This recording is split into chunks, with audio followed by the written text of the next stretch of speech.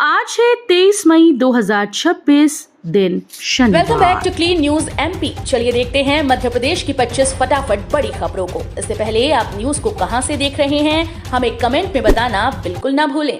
साथ ही हमारे Facebook page को भी फॉलो करें। फेसबुक पेज का लिंक डिस्क्रिप्शन में दिया गया है। काला आलू बना किसानों के लिए मुनाफे का सौदा, शुगर मरीजों में बढ़ी मांग। मध्य प्रदेश के पांढुर्णा जिले के सौसर क्षेत्र में काले आलू की खेती किसानों के लिए फायदे का सौदा बनती जा रही है। इसे शुगर फ्री आलू भी कहा जा रहा है, जिसकी मांग लगातार बढ़ रही है। किसान मोरेश्वर दांडवी के अनुसार इसमें स्टार्च कम और एंटीऑक्सीडेंट अधिक होते हैं, जिससे ये शुगर और ब्लड प्रेशर मरीजों के लिए लाभकारी माना जा रहा है। हालांकि विशेषज्ञों की राय अलग हो सकती है, लेकिन किसानों की आय में इसमें बढ़ोतरी देखी जा रही है। ग्वालियर खेलगांव में निर्माण कार्य ने पकड़ी रफ्तार, मल्टी स्पोर्ट्स हब से बदलेगा खेल परिदृश्य। मध्य प्रदेश के ग्वालियर में खेलों को नई पहचान के लिए खेलगांव का निर्माण तेजी से आगे बढ़ रहा है। सरकार ने यहां दिल्ली की तर्ज पर मल्टी स्पोर्ट्स हब विकसित करने की योजना को मंजूरी दी, जहां एशियन और कॉमनवेल्थ गेम्स जैसे बड़े आयोजनों की तैयारी की जा रही है। कई स्पोर्ट्स कॉम्प्लेक्स और कोर्ट्स अंतर्राष्ट्रीय मानकों के अनुसार बनाए जा रहे हैं। करीब 19 करोड़ रुपए की लागत से अत्याधुनिक सुविधाएं विकसित हो रही हैं।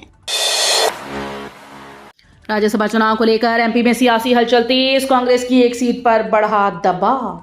मध्य प्रदेश की 3 राज्यसभा सीटों के लिए चुनावी कार्यक्रम घोषित कर दिया गया। भारत निर्वाचन आयोग के अनुसार 1 जून 2026 से नामांकन प्रक्रिया शुरू होगी, जबकि 18 जून को मतदान और उसी दिन मतगणना भी की जाएगी। चुनाव को लेकर भाजपा और कांग्रेस दोनों ही दलों ने अपनी रणनीति पर काम शुरू कर दिया। खासकर कांग्रेस के लिए एक सीट को बचाए रखना प्रतिष्ठा का सवाल माना जा रहा है। भोपाल में बेदी का ग्रैंड इवेंट, रामचरण की मौजूदगी और AR रहमान के लाइव शो से गूंजेगा दशहरा मैदान।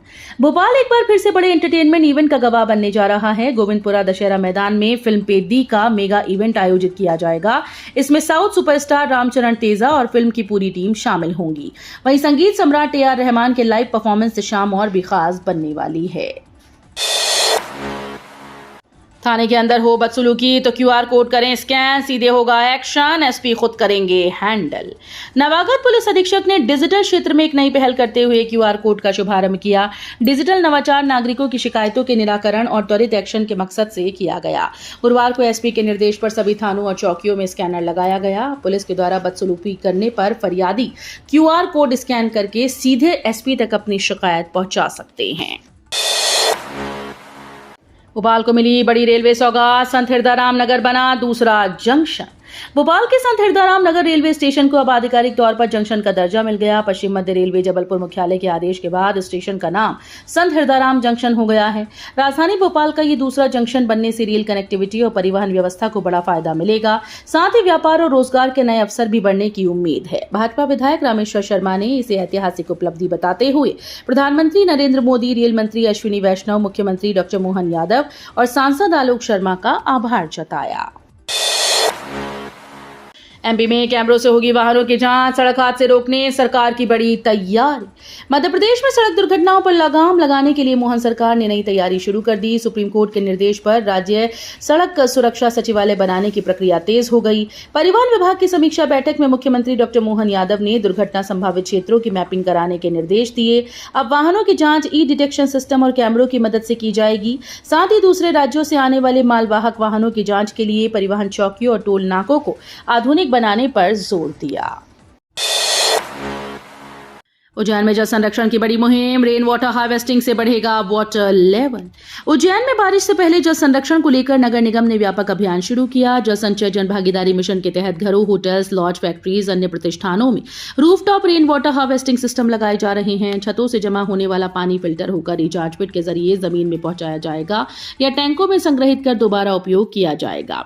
इसके साथ ही जल भराव वाले इलाकों और कॉलोनीज में बड़े रिचार्ज पिट और गहरे बोरवेल तैयार किए जा रहे हैं।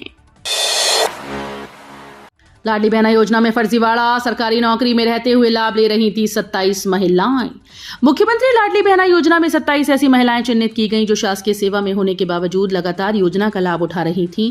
एक ओर इन महिलाओं का वेतन हर महीने ट्रेजरी से जारी हो रहा था, दूसरी ओर वे खुद को लाडली बहना बताकर शासन से प्रतिमाह 1500 रुपए की आर्थिक सहायता भी ले रही थी। ट्रेजरी से जारी वेतन भुगतान और समग्र ID के डेटा का मिलान करने पर यह गड़बड़ी सामने आई।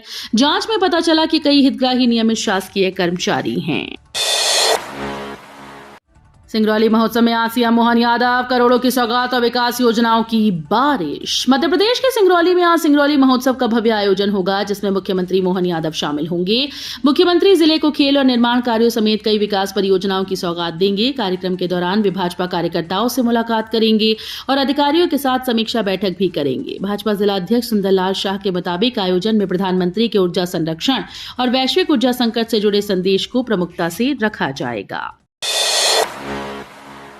सागर के मसवासी ग्रांट इंडस्ट्रियल एरिया में निवेश की बौछार, फूड प्रोसेसिंग और टेक्सटाइल पर जोर। सागर के मसवासी ग्रांट इंडस्ट्रियल एरिया में औद्योगिक विकास को नई रफ्तार मिलती नजर आ रही है। नागपुर ग्वालियर इंडस्ट्रियल कॉरिडोर के तहत विकसित हो रहे इस क्षेत्र में देश भर के उद्योगपति निवेश के लिए रुचि दिखा रहे हैं। खासकर फूड प्रोसेसिंग, टेक्सटाइल और नवकरणीय ऊर्जा सेक्टर में निवेश की संभावनाएं बढ़ी हैं। उद्योगों को दी जा रही सुविधाएं और विशेष छूट निवेशकों को आकर्षित कर रही हैं। सागर कलेक्टर ने समीक्षा बैठक में बताया कि ये परियोजना बुंदेलखंड क्षेत्र में रोजगार और आर्थिक विकास के नए अवसर तैयार करेगी। इंदौर में कभी साइकिल चलाने के लिए भी जरूरी था लाइसेंस, बिना नंबर प्लेट चलाना था अपराध। मध्य प्रदेश के इंदौर में एक समय ऐसा भी था जब साइकिल चलाने के लिए लाइसेंस लेना अनिवार्य हुआ करता था। होलकर काल में बिना लाइसेंस और नंबर प्लेट के साइकिल चलाना अपराध माना जाता था। हाल ही में एक म्यूजियम में वर्ष 1929 का इंदौर नगर निगम द्वारा जारी साइकिल लाइसेंस मिला, जिसने लोगों को हैरान कर दिया। खास बात यह थी कि लाइसेंस बनवाने से पहले साइकिल चलाने का ट्रायल भी देना पड़ता था। उस दौर में साइकिल शान और रुतबे की सवारी मानी जाती थी। चंबल में बढ़ेगा घड़ियालों का कुनबा, 200 नए मेहमानों के स्वागत की तैयारी। मध्य प्रदेश के चंबल रिवर में जल्द ही घड़ियालों की संख्या बढ़ने वाली है। मुरैना वन विभाग ने बरौली और कुथियाना घाट पर विशेष अभियान चलाकर घड़ियालों के 200 अंडे खोज निकाले। वैज्ञानिक तरीकों से इन अंडों की मार्किंग कर उन्हें सुरक्षित देवरी घड़ियाल अनुसंधान केंद्र की आधुनिक हैचरी में रखा गया। अगले महीने इन अंडों से नन्हे घड़ियाल निकलने की उम्मीद है। फिलहाल चंबल नदी में करीब 2938 घड़ियाल मौजूद हैं। एमपीपीएससी ने जारी किया राज्य सेवा और वन सेवा प्रारंभिक परीक्षा का परिणाम। सितंबर में होगी मुख्य परीक्षा। मध्य प्रदेश लोक सेवा आयोग ने शुक्रवार शाम को राज्य सेवा और वन सेवा प्रारंभिक परीक्षा 2026 का रिजल्ट घोषित कर दिया, जिसमें ओबीसी आरक्षण को लेकर निर्धारित 87:13 वाले फॉर्मूले पर परिणाम निकाला गया। इसके तहत परीक्षा परिणाम मुख्य और प्राविधिक भाग में बांटा गया। राज्य सेवा में 3775 और वन सेवा में 783 अभ्यर्थी मुख्य परीक्षा के लिए चयनित हुए। अधिकारियों के मुताबिक सितंबर में दोनों परीक्षाएं करवाई जाएंगी। एमपी में शिक्षकों के वेतन से कटौती पर बवाल, वेलफेयर फंड बनाने की तैयारी का विरोध तेज। मध्य प्रदेश में शिक्षकों के वेलफेयर फंड को लेकर नया विवाद खड़ा हो गया। प्रदेश के करीब 3.5 लाख शिक्षकों के वेतन से कटौती कर फंड तैयार करने की योजना बनाई जा रही है। स्कूल शिक्षा विभाग का कहना है कि इस फंड का उपयोग शिक्षकों के कल्याण कार्यों में किया जाएगा। वहीं शिक्षक संगठन इस फैसले का विरोध कर रहे हैं। उनका कहना है कि वेलफेयर फंड जुटाना सरकार की जिम्मेदारी है, न कि कर्मचारियों के वेतन में कटौती करना। पीएम आवास के फ्लैट्स में सुरक्षा व्यवस्था फेल, खुले तारों के बीच रहने को मजबूर हैं लोग। प्रधानमंत्री आवास योजना के तहत बने सागरताल स्थित आवास फेज 1 में रहवासी सुरक्षा और बुनियादी सुविधाओं की कमी से परेशान हैं। लोगों का आरोप है कि परिसर में खुले बिजली के तार, खराब सुरक्षा व्यवस्था और अव्यवस्थित सुविधाएं हादसों को न्योता दे रही हैं।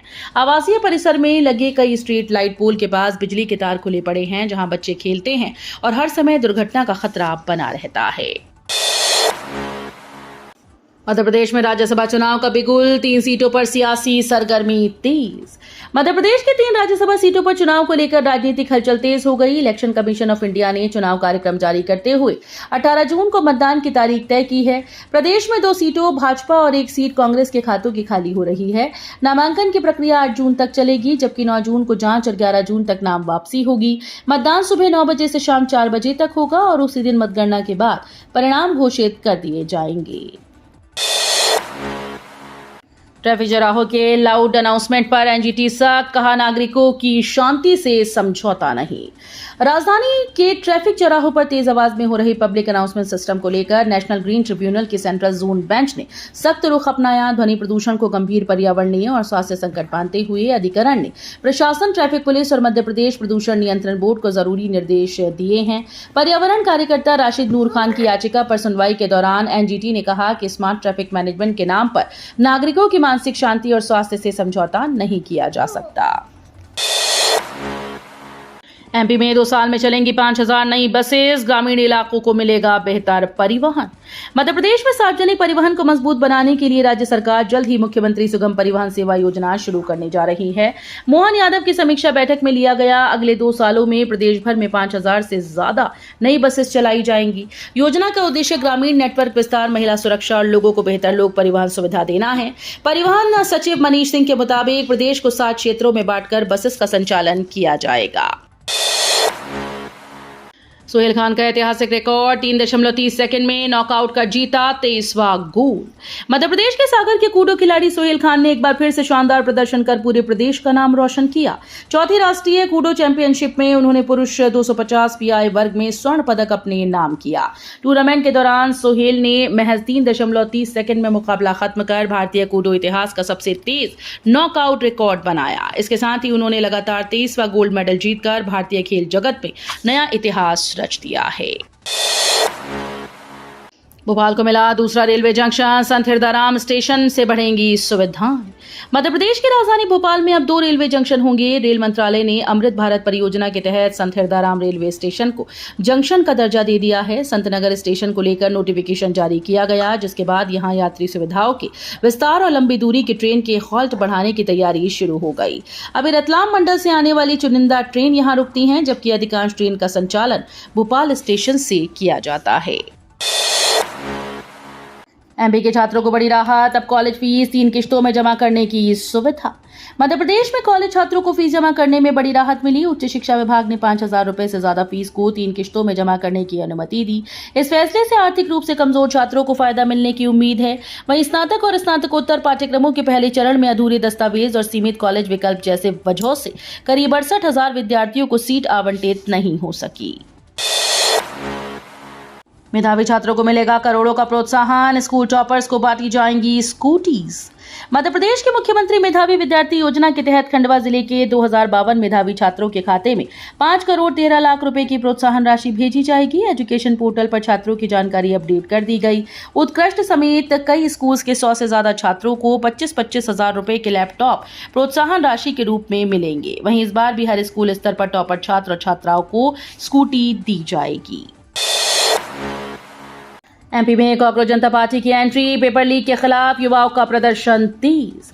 मध्य प्रदेश की राजधानी भोपाल में युवाओं ने पेपर लीक और भर्ती परीक्षाओं में गड़बड़ी के खिलाफ अनोखे अंदाज में कांग्रेस जनता पार्टी यानी सीजेपी की शुरुआत की। सिविल सेवा परीक्षा की तैयारी कर रहे युवा कार्यकर्ता मयंक ने प्रेस कॉन्फ्रेंस कर इसे युवाओं की आवाज और शिथिल सिस्टम के खिलाफ आंदोलन बताया। इस दौरान नीट, नर्सिंग और अन्य भर्ती परीक्षाओं से प्रभावित छात्र छात्राएं भी मौजूद रहीं। युवाओं ने परीक्षा व्यवस्था में पारदर्शिता और दोषियों पर सख्त कार्रवाई की मांग उठाई। शहर में बड़ा सोलर सिस्टम का क्रेज, 350 से ज्यादा घरों ने अपनाई सौर ऊर्जा।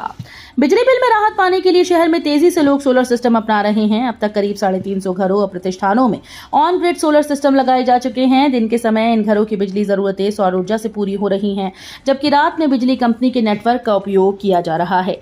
ज्यादातर उपभोक्ता 3 से 5 किलोवाट क्षमता वाले सिस्टम लगवा रहे हैं। सोलर सिस्टम लगने के बाद लोगों में बिजली उपयोग का भरोसा भी बढ़ा है। तो ये थी आज की 25 फटाफट बड़ी खबरें। अगर आपको न्यूज पसंद आई हो तो वीडियो को लाइक और शेयर जरूर करें। धन्यवाद।